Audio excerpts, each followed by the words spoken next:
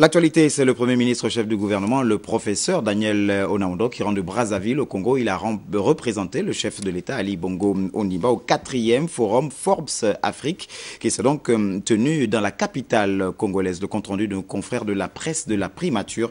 Le commentaire est de Charles Ogonda Maganga. Demandée par les chefs d'État et de gouvernement, cette conférence internationale a réuni les parties prenantes et divers acteurs pour partager leurs expériences dans la lutte contre Ebola, tout en discutant de la période de relèvement et de la reconstruction après l'épidémie.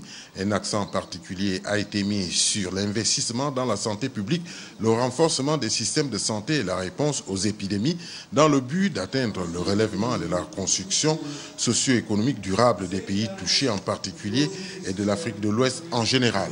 Représentant le chef de l'État, le président du Conseil économique et social, à la tête d'une importante délégation comprenant le ministre de la Santé, Jean-Pierre Uyiba, et quelques experts de son département ministériel, a jugé important cet élan de l'Afrique qui aide l'Afrique.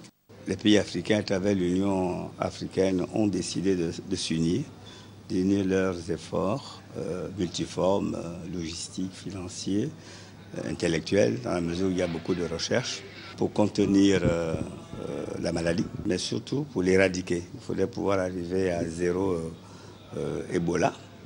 Et pour cela, plusieurs pistes ont été inventoriées. D'abord la recherche, la formation des personnels, la mise en place d'un certain nombre de dispositifs techniques tels les laboratoires. Sur ce plan, le Gabon est très avancé avec le laboratoire P4 à Franceville, au centre de recherche médicale de Franceville.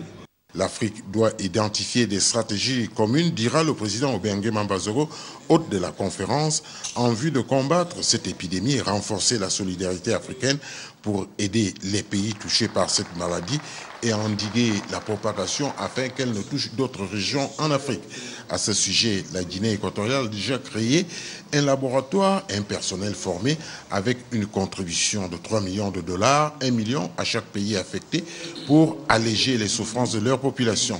Cette conférence internationale de Malabo a donc constitué l'occasion d'analyser les approches communes d'une meilleure préparation pour affronter et faire face à des flambées de maladies transmissibles et non transmissibles ainsi que d'autres urgences de santé.